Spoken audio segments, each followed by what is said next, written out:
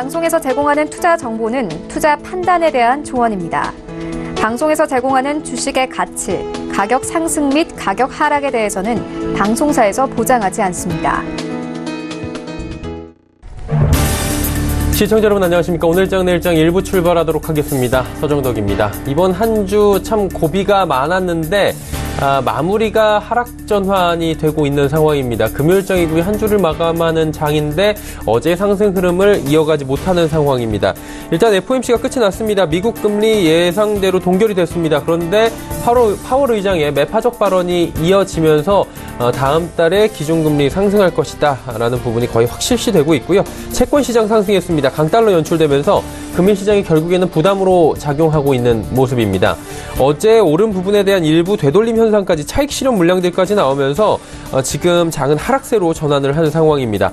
최근 장의 상황들을 살펴보신다면 조금 더 이해가 쉬우실 겁니다.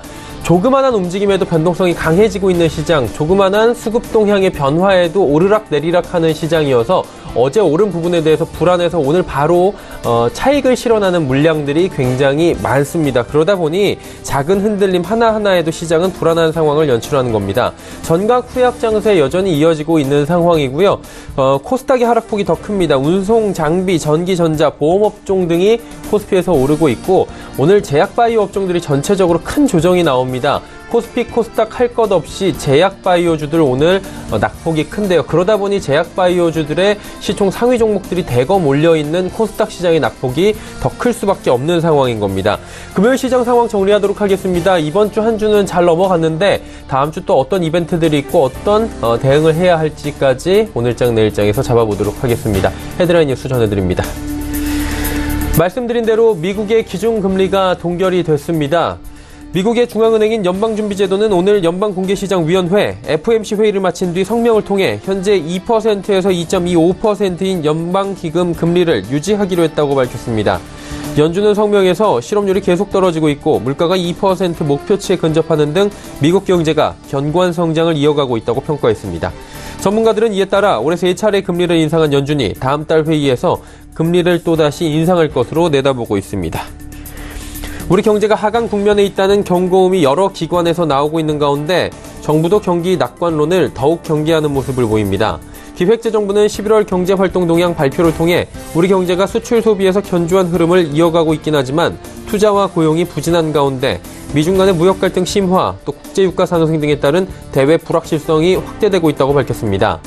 앞서 기재부는 10개월 연속 경제활동 동향 발표에 회복세 또는 회복 흐름이란 표현을 썼는데 지난달부터는 이런 표현을 쓰지 않으며 경기 낙관론을 경계하는 모습을 보였습니다. 니키 헤일리 유엔 주재 미국 대사가 이번 북미 고위급 회담은 북한이 준비되지 않았기 때문에 연기된 것으로 생각한다고 말했습니다. 이어 북미 고위급 회담 일정이 다시 잡힐 것으로 생각한다며 트럼프 대통령과 김정은 북한 국무위원장이 내년 1월 1일 이후에 만나는 정상회담이 여전히 예정돼 있다는 사실은 달라지지 않는다고 말했습니다. 한국소비자원은 오는 11일 중국의 광군제와 23일 미국의 블랙 프라이데이를 앞두고 해외 직접 구매가 증가할 것으로 보인다며 피해 예방을 위한 소비자 주의를 당부했습니다. 소비자원은 해외 직구는 국내 구매보다 배송 지연이나 분실, 환불 거부 등의 피해가 발생할 위험이 크다며 구매 단계에서 신중하게 결정하는 것이 가장 중요하다고 지적했습니다. 국내 증시 흐름 살펴보도록 하겠습니다. 코스피부터 만나보도록 하죠. 낙폭 많이 줄였습니다. 그래도 4포인트 정도 하락하고 있고요. 2090선 아래에서 지금 움직이고 있는데 하루간의 흐름들 살펴보도록 하죠. 2100포인트 오늘 터치하고 쭉 빠집니다. 빠지면서 2082포인트대까지 밀려 내려왔고요. 현재 저점 구간은 좀 지나고 있는 상황입니다. 수급 주체 확인해 보도록 하죠. 개인과 외국인이 사고요. 기관이 파는데 기관 매도 물량이 오늘 좀 강하게 쏟아져 나오고요. 금융투자, 투신, 연기금 할 것 없이 전체적으로 팔고 있습니다. 개인 또 오늘 2천억 원 가까이 대량 매수에 들어왔고요. 외국인도 소폭 매수인데 외국인의 매수 물량이 어제 좀 있었는데 오늘도 장 초반까지는 좀 매수 물량이 컸는데 계속해서 매수 물량 줄어들고 있다라는 부분 체크하셔야 될 것 같습니다. 다음 살펴보도록 하죠. 시총 상위주들 삼성전자, SK하이닉스 상승 흐름 가져가는 가운데 셀트리온, 삼성바이오로직스 오늘 하락합니다. 말씀드린 대로 제약바이오주들, 대형주들의 낙폭이 특히나 큽니다. 셀트리온 5%의 급락, 삼성바이오로직스 역시 4%대의 급락 흐름 이어갑니다. 다음 살펴보도록 하죠. LG화학, 포스코 그리고 SK텔레콤 모두 빠지고요. 현대차도 보합권 수준에서 오르질 못합니다. 금융주들만 조금의 선방이 나오는 가운데 신한지주 1.52% 올라갑니다. 다음 살펴보도록 하죠. KB금융은 약세입니다. 금융주도 전체적으로 오르는 가운데 KB금융은 하락하고 있고요. 삼성물산 10만 6천 원까지 밀립니다. 네이버도 최근에 좀 반등이 나오나 싶더니 오늘 또 밀립니다. 현대모비스, 삼성생명은 소폭씩 상승하는 모습 보이고요. 코스닥 시장 넘어가 보도록 할까요? 683포인트대입니다. 일단 코스닥은 급락 흐름 연출이 됩니다. 700선에서 또다시 우르르 밀려 내려오는 상황인데 일단 700의 문턱이 강하긴 한 것 같습니다.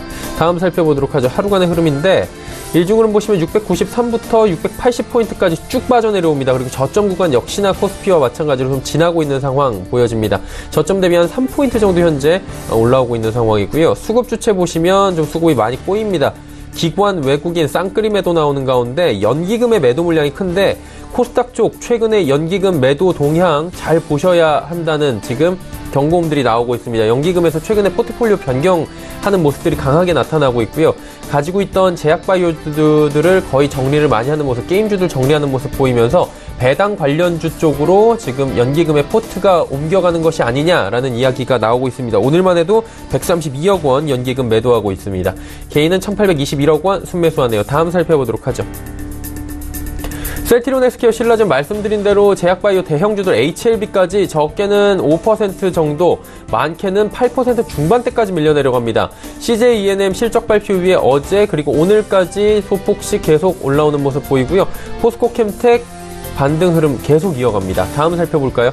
섹터별로 코스닥은 완전히 다른 흐름들 보입니다. 바이로메드, 메디톡스, 그리고 코롱티슈진까지 제약바이오주들, 대형주들 일제히 우르르 무너지는 모습 보이는 가운데 스튜디오 드래곤이 호실적 발표 이후에 어제 급등 흐름이 나왔는데 오늘 하루 쉬어가는 모습 보입니다. 그리고 게임주들이 일제히 반등에 나서는 모습들, 지금 어려운 구간들은 지났다라는 리포트들이 나오고 있는 상황인데 펄어비스도 어제 이어서 오늘도 소폭의 반등 흐름 가져가는 모습 보여집니다. 다음 살펴보도록 하죠. SK머티리얼즈 하락하고요. 파라다이스도 2만원대에서 다시 지지받지 못하고 내려옵니다. 제넥신도 5%대 빠지면서 제넥신 이제 7만원대로 주저앉은 모습 보여집니다. 셀트리온 제약도 역시나 5만원 초반대까지 밀려왔고요. 컴투스가 반등하는데 컴투스 이거래일 전에 10%의 급락이 나온 뒤에 어제 오늘 소폭씩 반등 흐름 이어갑니다. 원달러 환율의 흐름 짚어보도록 하죠. 원달러 환율 요동칩니다. 오늘은 급등하는 모습, 달러 강세가 제대로 나타나면서 9원 40전이나 상승하는 모습 보여지고 있습니다.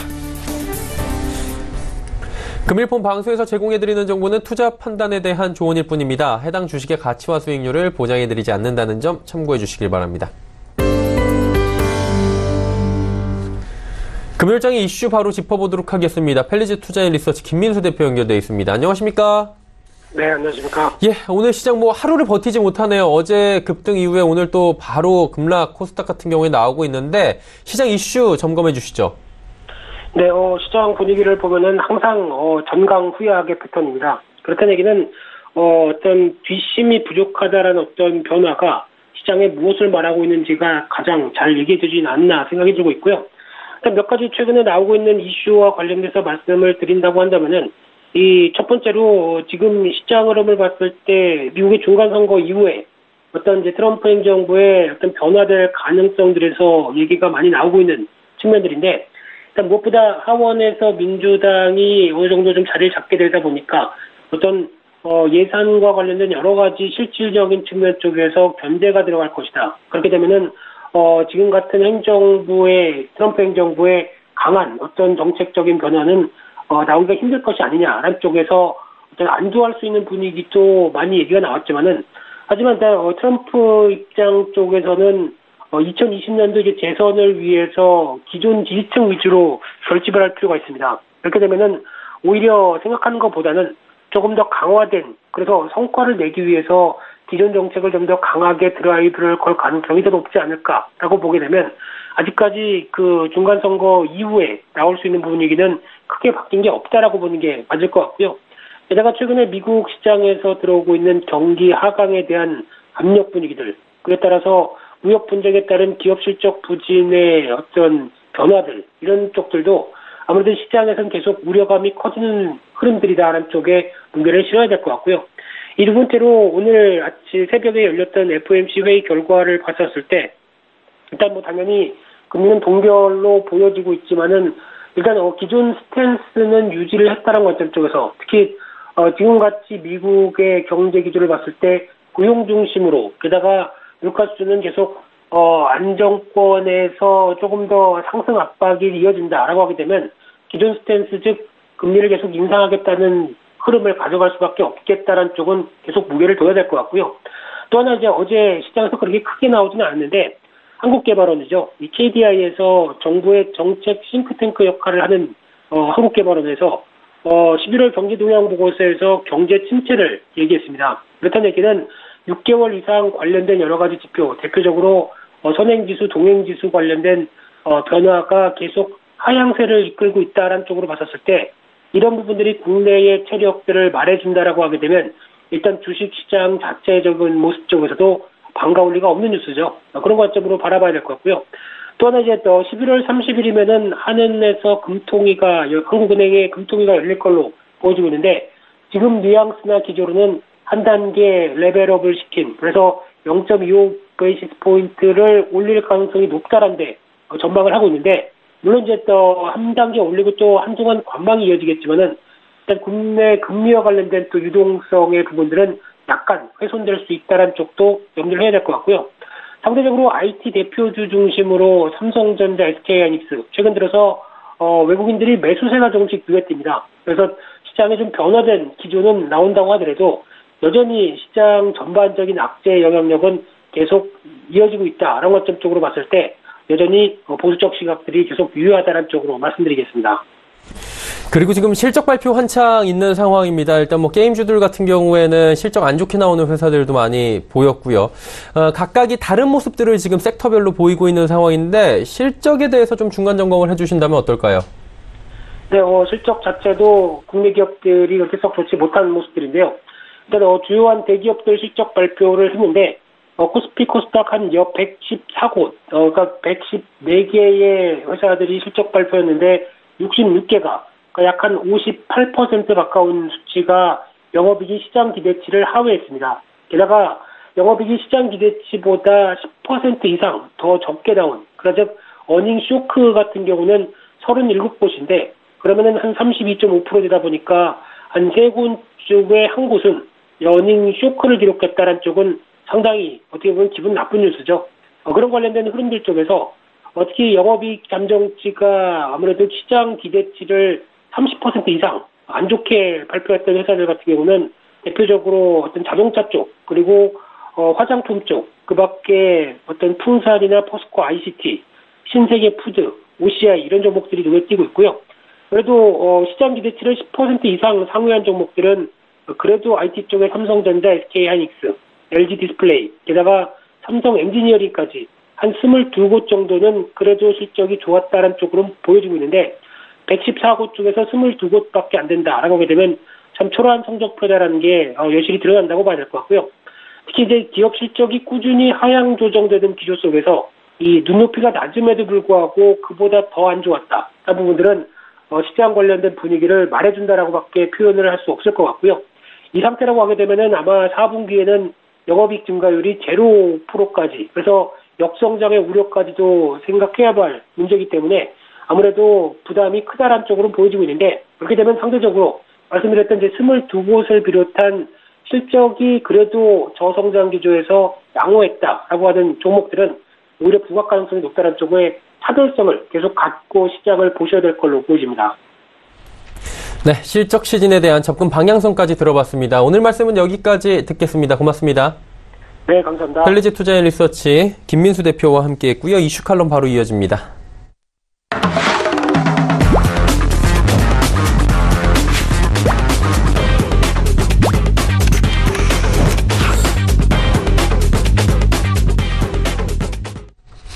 이슈 칼럼 이어가도록 하겠습니다. 미준산업경제연구소 조용찬 소장과 함께합니다. 선생님 안녕하십니까?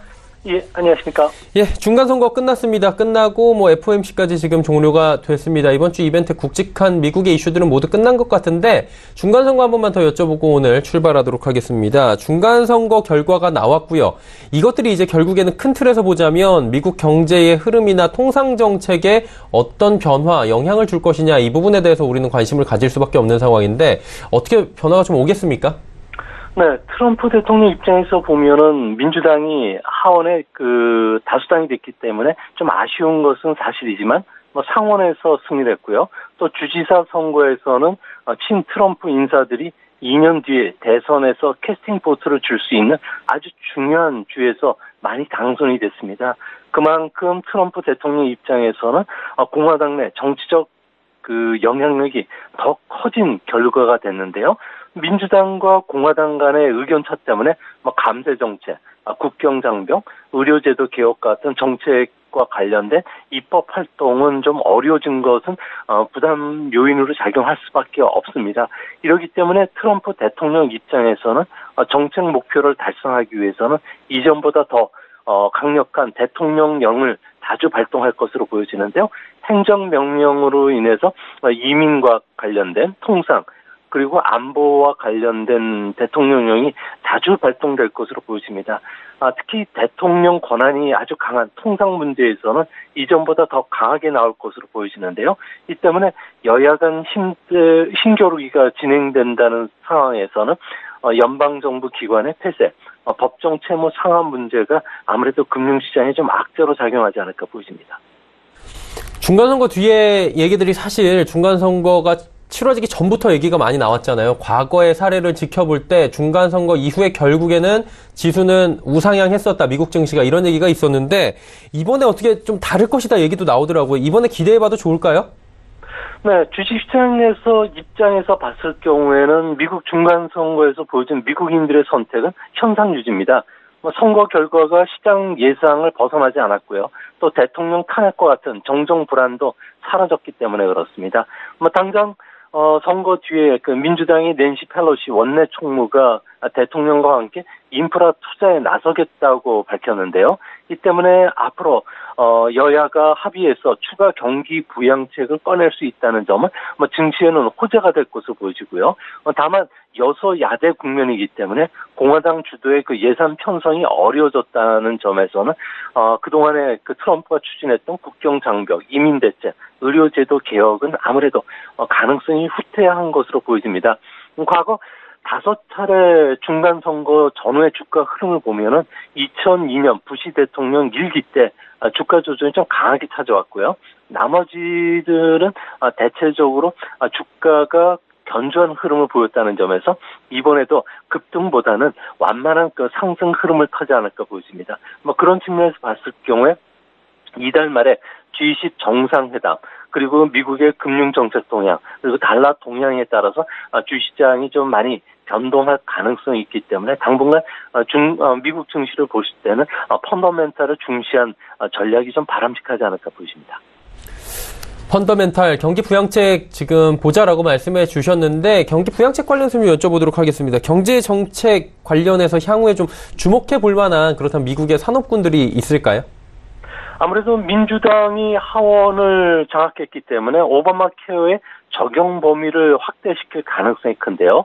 이 때문에 대형 제약사들 같은 경우는 제약 가격 상승에 따른 특수를 입을 수가 있고요. 바이오 의학이라든지 병원 운영 업체들은 그동안에 트럼프 하에서는 상당히 어려움을 겪었는데 반사 이익이 좀 기대가 되는 상황입니다.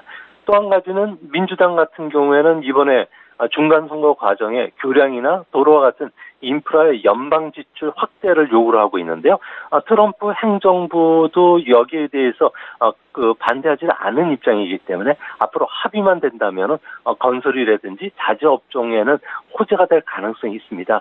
특히 민주당이 그동안의 반독점 그리고 개인정보를 둘러싼 하이테크 기업에 대한 규제 강화 그리고 통신망 중립성을 요구해 왔지만 아무래도 상원에서 공화당이 장악하고 있기 때문에 정책 변경에 따른 위험은 크게 줄지 않을까 보여집니다. 특히 그 새로운 그 FTA 협상과 관련해서 미국 의회 승인이 필요한데요. 민주당 같은 경우는 추가적인 수정을 요구하고 있기 때문에 새로운 나프타 협정이 아무래도 내년 그 중반 이후로 넘어갈 가능성이 있지 않을까 보입니다. 이렇게 되면은 자동차라든지 기계 장비, 항공 쪽은 아무래도 제조업을 중심으로 해서 좀 타격을 입지 않을까 생각이 듭니다. 이제 금리 쪽 여쭤보도록 하겠습니다. 미국 금리 인상 지금 뭐 다음 달에도 할 것이다라고 파월 의장이 매파적인 발언을 또 이야기한 것으로 외신에서 전해지고 있는 상황입니다. 트럼프 대통령이 이 선거 전에 연준은 미쳤다고 원색적 발언까지 하면서 금리 인상 기조에 대해서 강한 불만을 표시했는데 다음 달에 이 부분들이 어떻게 좀 서로 상충되는 모습들을 보여질까요? 이 부분 어떻게 보십니까, 지금? 네, 지금 현재 그 트럼프 대통령이 파월을 임명하고 나서 세 차례나 금리 인상을 해왔고요. 또 금리 인상 속도가 너무 빠르기 때문에 감세라든지 규제 완화에 따른 경기 부양 효과가 내년도부터는 상당히 훼손될 수 있다는 것이 아무래도 트럼프 대통령 입장에서는 파월을 공격하는 빌미가 되지 않았나 보여집니다. 특히 중국과의 무역 전쟁 중에서 중국은 역으로 금리를 좀 내리거나 금융 완화에 나서는데 미국만이 지금 금리 인상에 들어오면서 오히려 악영향을 끼치고 있다는 건데요. 이 때문에 연방준비법 판례에 따르면은 정책을 둘러싼 이견으로 연준 의장을 해임할 수가 없습니다. 그런 만큼 트럼프 입장에서는 금융 완화를 지지하는 인물을 FRB 이사로 임명할 것으로 보여지기 때문에 당분간 내파적인 FRB 체제가 서서히 바뀔 가능성이 있지 않을까 보여집니다. 문제는 미국의 금융정책 방향을 둘러싼 불확실성이 높아진다면 시장의 신뢰가 흔들리기 때문에 FRB의 그 말 한마디가 전 세계에 미치는 영향이 크게 줄어들 가능성이 있다는 점. 이 때문에 연준은 트럼프가 공개적 비난을 할수록 독립적인 금융정책을 위해서라도 금리 인상은 철회하지는 않을 것으로 보여지는데요. 실업률이 49년 만에 최저 수준까지 들어왔기 때문에 연말에는 한 차례, 그리고 내년에는 3회, 내후년에도 한 번의 금리 인상은 하지 않을까 생각이 듭니다. 이 부분에서 이제 미국 증시 부분을 좀 봐야 되는 건데 미국 증시 조정이 좀 길어지게 된다면 이 상황에서 금리 인상은 좀 치명타가 될 것 같다 이런 지적들이 나오고 있지 않습니까? 그러면 그동안 이어져 온 경기 확장 국면에 찬물을 끼얹는 그런 효과가 나타날 것이다라는 부분에 대해서는 소장님 의견은 어떠십니까? 네, 주식 투자자들 입장에서 보면은 증시는 경제의 바로메터다, 거리라고 아시고 계시겠지만 실제 주가는 경기 후퇴를 알려주는 뛰어난 선행 지표는 아닙니다. 80년 이후에 미국 증시에서는 크게 3번의 주가 폭락이 있었는데요. 87년 8월부터 10월 사이에 블랙 먼데이 때 한 36% 하락을 했고요. 자산 운용사인 LTCM 파산으로 촉발된 98년도의 여름에 주가 하락은 무려 20% 됐습니다. 2011년 여름에도 22%나 폭락을 했는데요. 하지만 우려했던 경기 침체는 찾아오지도 않았습니다. 오히려 87년과 98년에는 FRB가 아주 순발력 있게 금융 완화에 나섰는데요. 이러면서 시장의 혼란을 수습해지면서 미국의 성장률은 더 강해지는 모습을 보여줬습니다. 미국 경제가 본격적인 경기 침체에 들어갔던 90년과 2001년도에도 주시장의 대규모 매도 현상이라든지 주가 폭락은 일어나지는 않았고요. 또 미국의 뒤틀리는 의회라든지 트럼프의 독선적인 전국 운영으로 인해서 증시가 다시 급락하더라도 미국 경기 확장이 바로 끝나지는 않을 것으로 보여집니다. 대신 이런 사태가 일어나더라도 FRB가 유동성 공급과 같은 금융 수단을 많이 갖고 있기 때문에 지금의 경기 확장세는 아무래도 2020년 이후에 끝나지 않을까 보여집니다. 그리고 이제 미중 간의 무역 분쟁 어떤 방향성을 가질 것이냐 이 부분에 대해서 이제 시장은 촉각을 곤두세우고 있는 모습이 보입니다. 중국과의 이 좋은 관계를 유지하기 위해서 협상을 할 것이다라는 이야기도 나오고 있는 가운데 오히려 지금 관세 부과한다 오늘 기사도 올라와 있는 상황인데 조기 합의 가능성은 어떻게 보십니까?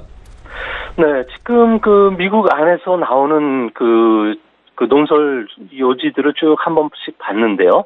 이번 중간 선거에서 중국과 관련된 강경파들이 상당히 득세를 했다 그럽니다. 민주당 내에서도 트럼프 통상 정책에 대한 지지율이 70% 이상이고요.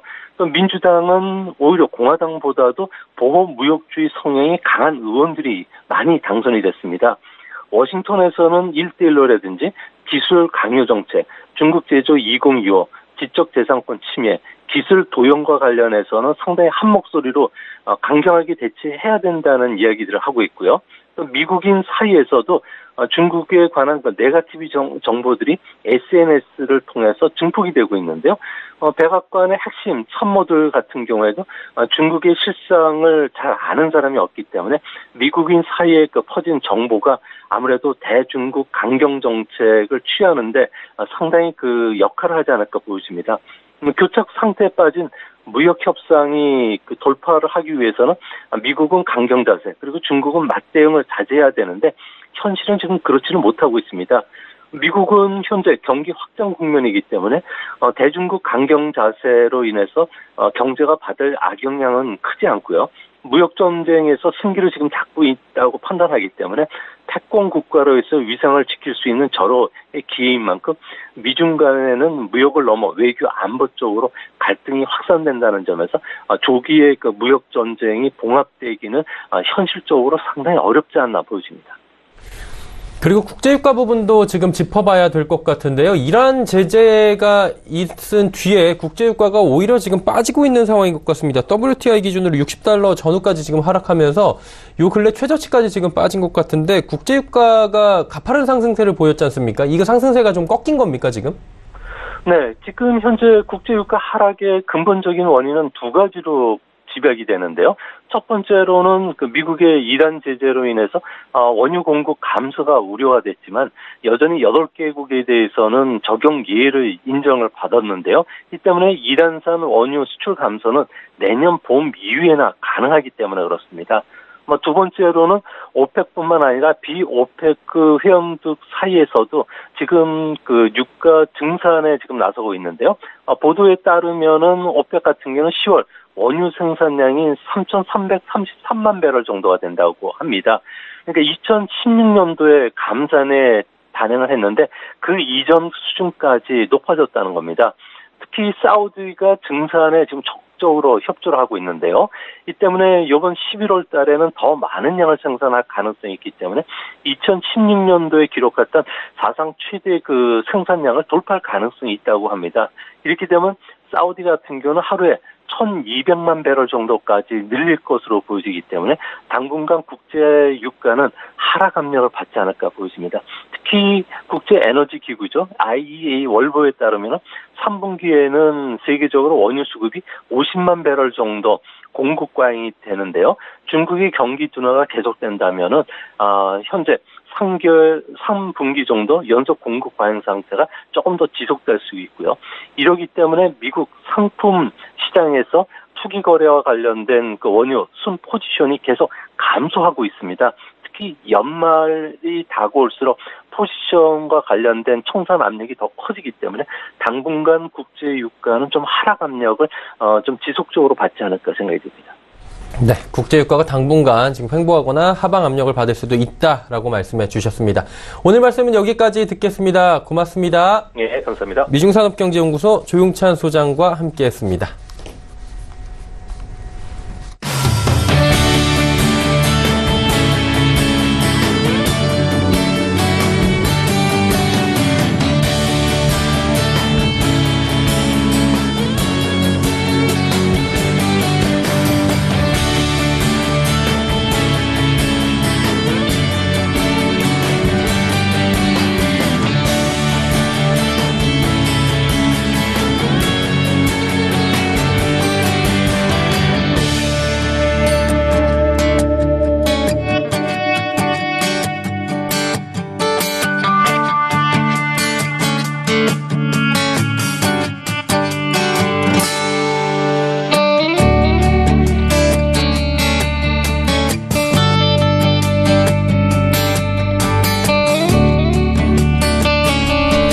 오늘 장 내일장 1부 함께 하셨습니다. 잠시 뒤 2부에는 이제 종목 이야기 들어가 보도록 하겠습니다. 오늘 하락장이 펼쳐지고 있는데요. 하락장 속에서 어떤 종목들이 또 유망한지 여러분의 종목 상담들까지 함께 받아보는 시간이 준비가 돼 있으니까요. 잠시 뒤 2부도 함께 해주시길 바랍니다. 고맙습니다.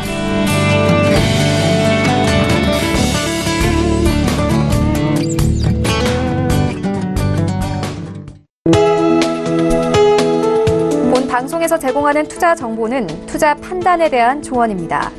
방송에서 제공하는 주식의 가치, 가격 상승 및 가격 하락에 대해서는 방송사에서 보장하지 않습니다.